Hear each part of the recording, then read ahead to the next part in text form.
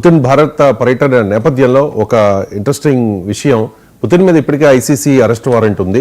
Putin Bharat పర్యటనలో ఇండియాలో Putin arrest చేసే అవకాశాలు ఏమైనా ఉన్నాయా? ఎందుకంటే పుతిన్ పర్యటనను అడ్డుకోవడానికి కొన్ని ప్రయత్నాలు జరుగుతూ ఉన్నాయనే వార్తలు వస్తూ ఉన్నాయి. ఎందుకంటే పుతిన్ భారత్లో పర్యటిస్తే అది ఖచ్చితంగా అమెరికా, చైనా, పాకిస్తాన్లకు షాక్ కాబట్టి అరెస్ట్ చేసే అవకాశం ఏదైనా ఉందా? ఎస్ అండి, ఇప్పుడు పుతిన్ మీద ఇంటర్నేషనల్ క్రిమినల్ కోర్టు లేదా ఇంటర్నేషనల్ క్రిమినల్ జస్టిస్ అని హేగ్ బేస్డ్ న్యాయ సంస్థ ఆల్రెడీ ఒక అరెస్ట్ వారెంట్ జారీ చేసింది. ఎందుకంటే ఉక్రెయిన్ రష్యా యుద్ధంలో ఉక్రెయిన్ చిల్డ్రన్స్ని కిడ్నాప్ చేసి ఉక్రెయిన్ చిల్డ్రన్ మరణాలకి తర్వాత ఉక్రెయిన్ చిల్డ్రన్ని దొంగిలించుకుని కిడ్నాప్ చేసి రష్యా తరలించేశారు. ఎందుకంటే రష్యాలో చిల్డ్రన్ పాపులేషన్ తక్కువ ఉంటుంది కాబట్టి ఉక్రెయిన్ రష్యన్ పీపుల్ని అక్కడ తరలించేశారు అని యుద్ధ నేరారోపణ ఇది ప్రూవ్ అయ్యి శిక్ష విధించడం జరిగింది. ఇప్పుడు పుతిన్ అరెస్ట్కి వారెంట్ ఉంది ఇంటర్నేషనల్.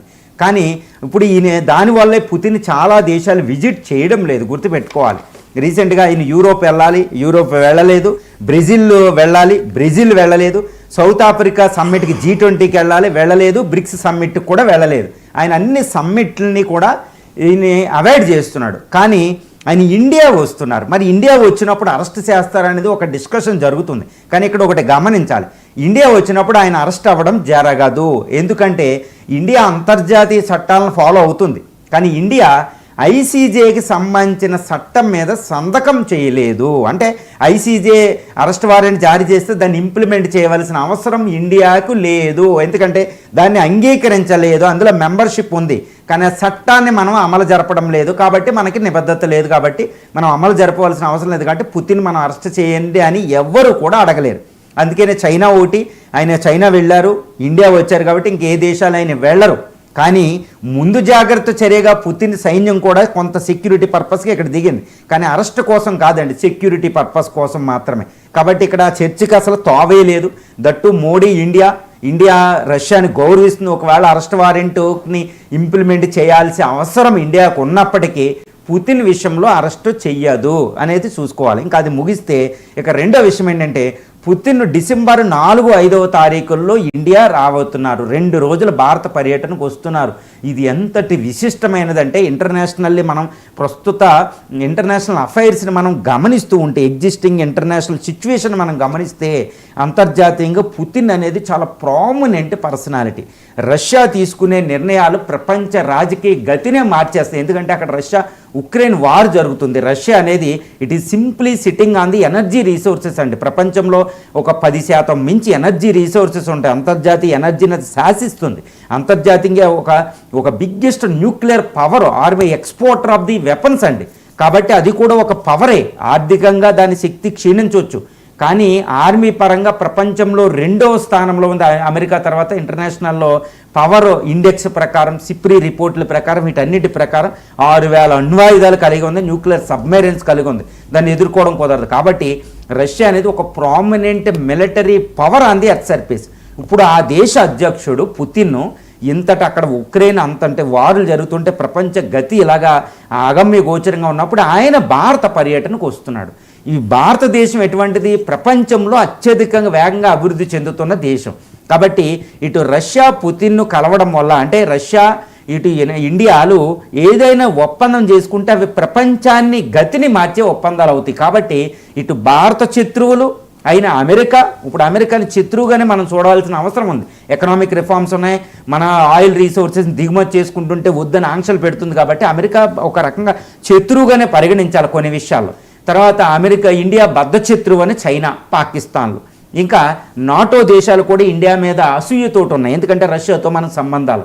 కాబట్టి ఇవన్నీ ఇండియాకి శత్రువులు. అదేవిధంగా రష్యా శత్రువులు ఎవరండి? United States of America, NATO దేశాలు. ఇవన్నీ కూడా ఇండియాతో పుతిన్ కలవడం వల్ల, ఇండియాతో రష్యా కలవడం వల్ల వాటికి కూడా విపత్తు. ఎందుకంటే ఇండియా అండదండలు ఉంటే, అంటే ఇండియా అండదండలు అంటే ఏమీ కాదండి. ఇండియా ఇప్పుడు రష్యా నుంచి ఆయిల్ తెచ్చుకుని మనం బిలియన్స్ ఆఫ్ డాలర్స్ ఇచ్చామంటే అది రష్యా యుద్ధం చేయడానికి ఉపయోగపడుతుంది. కాబట్టి ఇటు ఇండియా ఇటు రష్యా మళ్ళీ ఇంకా దగ్గర ఎంత కీలకమైన ఒప్పందాలు కుదుర్చుకుంటే ఇటు ఇండియా శత్రువులకి అటు రష్యా శత్రువులకి చాలా పెద్ద విపత్తు వస్తుంది అనమాట. కాబట్టి రష్యా అధ్యక్షుడు పుతిన్ ఇండియా రాకుండా అడ్డుకునే ప్రయత్నాలు ప్రపంచవ్యాప్తంగా జరుగుతాయండి. ఇప్పుడు నేను ఏదో అంటున్నానని కాదు, ఇంటర్నేషనల్ ఎలా ఉంటాయంటే ఇప్పుడు ఒక సర్పంచ్ ఎలక్షన్లో పరిస్థితి, ఇప్పుడు తెలంగాణలో ఇక్కడెక్కడ ఒక సర్పంచ్ ఎలక్షన్లో ఎన్ని పాలిటిక్స్ జరుగుతున్నాయండి, ఒక ఎమ్మెల్యే లెవెల్లో ఎన్ని పాలిటిక్స్ జరిగితే ఒక నేషనల్ లెవెల్లో ఎన్ని జరుగుతాయి. మరి ఇది అంతర్జాతీయ స్థాయి, ఇక్కడ ఇన్ని పాలిటిక్స్ జరగాలి. ఒకసారి ఊహించుకోండి. మరి రష్యా అధ్యక్షుడు ఇండియా వస్తే ఎంత ప్రమాదం శత్రుదేశాలకి, ఎవరు భారత శత్రుదేశాలకి రష్యా అందుకనే ఈ పర్యటనని ఎలా అడ్డుకోవాలి అని ఒక ప్రయత్నాలు అటు సిఐఏ నుంచి, ఇటు చైనా మిలిటరీ ఇంటెలిజెన్స్ ఆర్గనైజేషన్ నుంచి, నాటో M16 అని బ్రిటన్ ఆర్గనైజేషన్ నుంచి జరుగుతూనే ఉంటాయి. అది చాలా దారుణంగా ఉంటాయి అన్నమాట. అవి చెప్పడానికి ఉండదు, బయట ఎవిడెన్స్లు కూడా ఉండవు. ఈ పర్యటన అడ్డుకోవడం ఎలా అనేది చాలా చాలా పెద్ద ప్రయత్నాలు జరుగుతాయి. కానీ ఇండియా చాలా జాగ్రత్తగా మోడీ ఆధ్వర్యంలో ఈ పర్యటనకు కావాల్సిన ఏర్పాట్లు జరుగుతున్నాయి. అదేవిధంగా రష్యా అధ్యక్షుడు పుతిన్ కూడా ఈ పర్యటన మీద ఏది కూడా వాలకుండా ఆయన రక్షణ చర్యలకు ఆయన యొక్క సైన్యం భారతదేశానికి వచ్చింది. రష్యా సైన్యం ఒక పెద్ద ట్రాన్స్పోర్ట్ ఎయిర్ క్రాఫ్ట్లో ఢిల్లీలో జరిగింది. అంటే ఎప్పుడు కూడా అంతేనండి, ఏ దేశ అధ్యక్షుడు వేరే దేశం వెళ్తే సొంత సైన్యం అక్కడ దిగి సెక్యూరిటీ అక్కడికి వెళ్ళి ఉంటుంది. అది యుఎస్ ప్రెసిడెంట్ వచ్చినా, ఇండియా భారత ప్రధాని వేరే దేశం వెళ్ళినా మన ఓన్ సెక్యూరిటీ మనకు ఒక లేయర్ ఉంటుందండి. తర్వాత వేరే లేయర్లు ఆ దేశం హోస్ట్ ఆతిథ్య దేశం ఇస్తుంది. పుతిన్ సెక్యూరిటీని పుతిన్ సైన్యమే చూసుకుంటుంది. ఇక్కడ మనం కూడా వేరే సెక్యూరిటీ లేయర్స్ ఇస్తామన్నమాట. సో ఇది చాలా జాగ్రత్తగా ఈ పర్యటన జరుగుతుంది. ఎందుకంటే పుతిన్ విజిట్ అంటే అంత ఈజీ కాదండి. పుతిన్ అనేది చాలా పెద్ద, అంటే 20 సంవత్సరాల పైగా దేశాధినేత రష్యాకి, ఆయన సెక్యూరిటీ అనేది ఆయన చేతుల్లోనే ఉంటుందన్నమాట. ఇప్పుడు ఇది జరుగుతుంది. ఇప్పుడు కుట్రలు ఎలా ఉండవచ్చు అంటే యునైటెడ్ స్టేట్స్ ఆఫ్ అమెరికా నుంచి, చైనా నుంచి, పాకిస్తాన్ నుంచి కుట్రలు ఉంటాయి. చూడండి, United States of America vice president JD Vance ఇండియాలో తాజ్మహల్ విజిట్ చేసే సందర్భంలోనే మనకి ఏం జరిగింది, పహల్గామ్ అటాక్ జరిగింది. అమెరికా అధ్యక్షులు ఎప్పుడు ఇండియాలో పర్యటన చేసినా పాకిస్తాన్ ఏం చేద్దాం, ఒక టెర్రరిస్ట్ అటాక్ చేస్తాయి. ఎందుకంటే ఈ విజిట్ని ప్రాముఖ్యత తగ్గించడానికి. అదేవిధంగా ఎప్పుడు భారత ప్రధాని వేరే దేశం వెళ్దామనుకుంటే ఇది జరిగింది. భారత ప్రధాని సౌదీ అరేబియా విజిట్ చేసిన సందర్భంలోనే పహల్గామ్ జరిగింది. వెంటనే ఆ విజిట్ని స్టాప్ చేసుకుని భారత ప్రధాని అక్కడి నుంచి రావాల్సి వచ్చింది. ఎందుకంటే పాకిస్తాన్కి ఆ విజిట్ ఇష్టం లేదు. ఇండియా సౌదీ అరేబియా ఏకమవుతే సౌదీ అరేబియా పాకిస్తాన్కి దూరం అవుతుంది. చూసారా ఎంతటి కుట్రలు ఉంటాయో, దారుణంగా కుట్రలు ఉంటాయి. కాబట్టి ఎన్నో పర్యటనలు ఆగిపోతూ ఉంటాయి. చూడండి, నెతన్యాహు ఇండియా రావాల్సింది ఢిల్లీ బ్లాస్ట్ వల్ల ఆగిపోయింది. కాబట్టి అది కూడా అంతే. నెతన్యాహు ఇండియా వస్తే, ఇజ్రాయెల్ అధ్యక్షుడు ఇండియా వస్తే, ఇజ్రాయెల్ ప్రధాని మరి ప్రాబ్లమే కదా పాకిస్తాన్కి, చైనాలకి. మన వాళ్ళ ఆయుధాలు మనకు వస్తే.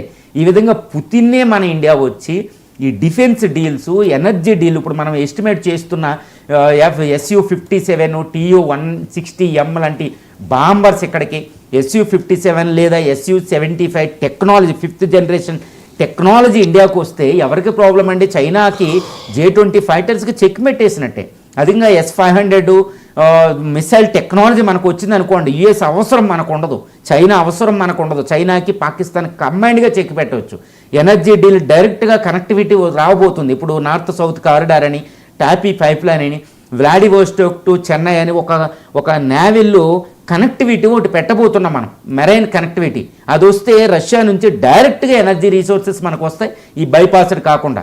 ఆర్కిటిక్లో ఒక ఒప్పందం కుదరబోతుంది. ఇండియా రష్యా రూపీ ట్రేడ్ వస్తే డాలర్ విలువ పడిపోతుంది. మరి చూసారా, అంటే ఇటు చైనాకి ప్రాబ్లమే, పాకిస్తాన్కి ప్రాబ్లమే, నాటో దేశాలకి ప్రాబ్లమే, అమెరికాకి ప్రాబ్లమే.